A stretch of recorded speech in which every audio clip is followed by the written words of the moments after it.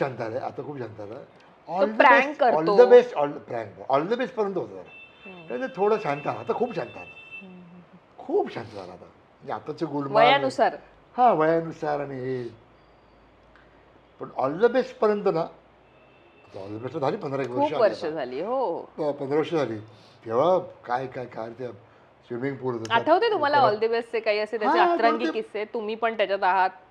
तुम्हाला माहिती आहे त्याने काय लफडं केलंय, काय मला प्रँक केलंय. नाही, ते स्विमिंग पूल होतं मध्ये, हां, त्या रूममध्ये होतं हां. स्विमिंग पूल. तर त्यात पाडायची ग. रायटर होता आमचा हं, फराद सामजी म्हणून होता. तर फराद आणि सामजी हं. दुसरा. तर त्याला ॲक्च्युली पट्टी बिट्टी बांधली आणि त्याला आणून अशा चांगल्या कपड्यात त्याला पाण्यात टाकलं होतं. आणि बरं पाण्यात टाकलं ठीक आहे, त्याला वर येऊ देत नव्हते. तो वर येणार काय परत ढकलायचे. नंतर एका मोमेंटला सफोकेट होतं ना पाण्यात पाण्यात पडल्यानंतर. पण ह्यात काय केलं, जॉनी भाईला ते माहिती होतं. हम्म. जॉनी भाईला हळूहळू पाट्या पॅकअप हुआ ना, भाग जा ना, निकल जा, निकल जा. हे तो तेरे को गिरॅक करेंगे. तो पळायचा, तो मला घेऊन पळायचा. त्याला मी कधीच सापडलो नाही. आम्ही ते जाऊन ते गोव्याच्या बीचवर, ते प्रायव्हेट बीच होतं, हां, तिथे मी वॉक करायचो. वॉक दोघं जण. दोघे जण मस्त वॉक बघ. लांब बघितलं, पाट्या वो देखो कौन आहे ते, कोण का 1 किलोमीटरवर कोणतरी आहे, लाल टोपी घालून बसलाय माणूस. वो कौन है मालूम है? मैं यहाँ से पहचानता हूँ. कौन है? वो असर नहीं देगा. असं नाही, असरानी बसले होते. असं नाही बसले होते. जो गेल्यानंतर मी बघितलो, पण असं नाही. हो.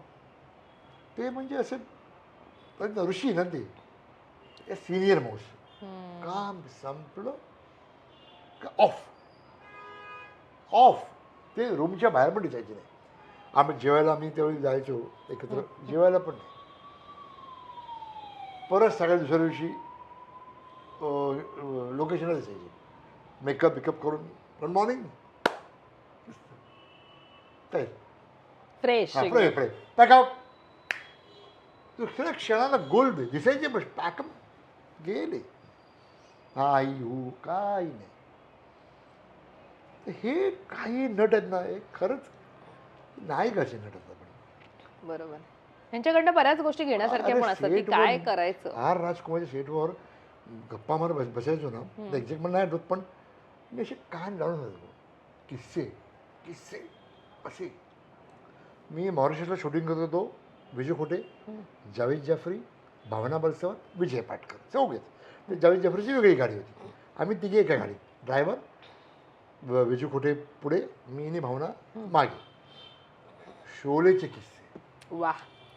फक्त शोलेचे किस्से. आठवतं तुम्हाला त्यांनी एखादा सांगितलं आणि लोकांना माहित नाहीये, जो फक्त आर्टिस्टला माहितीये? 2003 सालची गोष्ट आहे ती. हां. मी 2003 साली गेलो होतो मॉरिशसला पहिल्यांदा. ते किस्सा झाली 22 वर्ष झाली. तर आठवेल मला, पण आता बहुत पॉज जाईल का उसमें, पॉज खूप जाईल. हां, हां, हां, हां. आठवलं उगवणे आठवलं सांगत होतो, सांगा. येस. हो, सांगत हो. होतो. पण ते किस्से सांगायचे खरंच. म्हणजे only Sholay, not only Sholay, त्यांच्या कारकिर्दीचे. कारकिर्दीचे. म्हणजे कसोटी नावाचा सिनेमा होता, तर हिरो आणि त्याचे मित्र दाखवला आहे, जे पॅरल कॅरेक्टर आहे. ते होते अमिताभ बच्चन आणि विजू खोटे. ओ. कसोटी नवीन होतं, बच्चन साहेब नवीन होते, नवीन असणार. पॅरल रोल.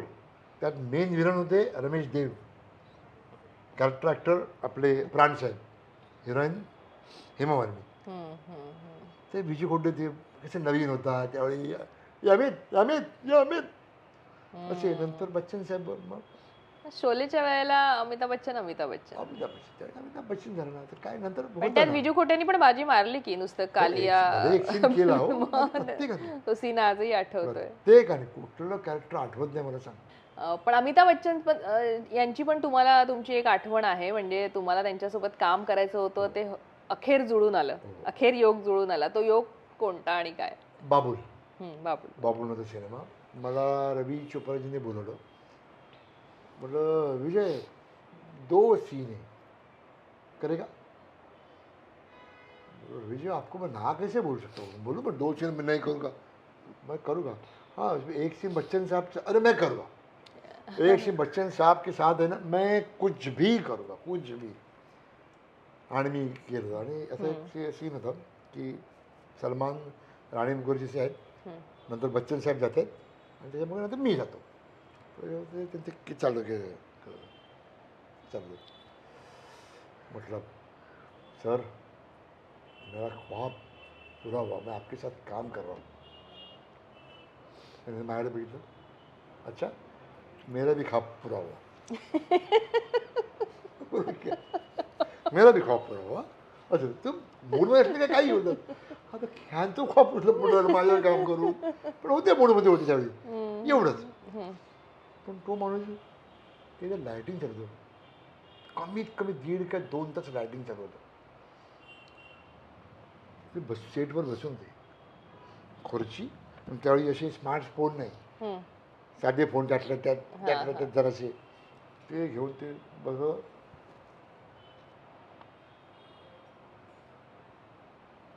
आणि असे 5-6 फुटावर ते बसले होते, ते मागे मी बसले होते. मी फक्त बच्चन साहेबांना बघायचो, फक्त बच्चन साहेब. शॉर्ट रेडी झालं सगळं. बरं बाकीचे येत आहेत, आएंगे फिर उठेंगे, शॉर्ट रेडी एवढं म्हटल्यानंतर तो माणूस उठला आणि जाऊन उभा राहिला. त्याच्यानंतर सगळे 15-20 मिनिटांनी सगळे आले. हा म्हणून उभा, म्हणजे लोक येऊन देतो, मी येतो ना, मी इथेच बसलो आहे. आपण काय म्हणतो, मी इथेच बसलो आहे. बरोबर. तो येऊन दे, मी येतो ना, मला किती वेळ लागणार आहे, काही संबंध नाही. बरं असं 1 दिवस नाही, मी 3 दिवस काम केलं त्यांच्याबरोबर. 3 दिवस शॉर्ट रेडी म्हटलं का तो माणूस जाऊन उभा राहायचा. आणि त्या सीनला सगळे होते, सगळे सलमान, राणी मुखर्जी, बच्चन साहेब, शरद सक्सेना, अवतार गिल, राजपाल यादव, विजय पाटकर, सारिका, जॉन अब्राहम, आणि कोण आहेत हे 9 मला आठवत आहेत, हेमा मालिनी, एवढे सगळे होते आर्टिस्ट. वो आने दो ना, आपल्याकडे कसं असतं, अरे थांब तू येऊन दे ना, हा येतो ना मी सेटवर, शॉर्ट रेडी. आपला मागे बघत काही संबंध नाही. पण सगळ्यांना स्माइल देतात ते. सगळ्यांच फक्त दुपारी त्यांचा ब्रेक असतो, अदरवाईज सेटवर तो माणूस फार व्हॅलिटीत कमी येतो. फक्त ब्रेकला म्हणे येतो, अदरवाईज सेटवर बसलेलं आहे. काय बच्चन या लास्ट वर्ड, इंडस्ट्रीतला लास्ट वर्ड आहे अमिताभ बच्चन. म्हणजे सिनियर लोक आहेत ते पण बघा त्यांच्याविषयी काय बोलतो, बघितले डोळ्याने काय. म्हणजे स्क्रिप्ट घेऊन वाचणं, बच्चन आहे. आमच्याकडे व्हॅलिटीत पाठवलं सीन जरा आम्ही,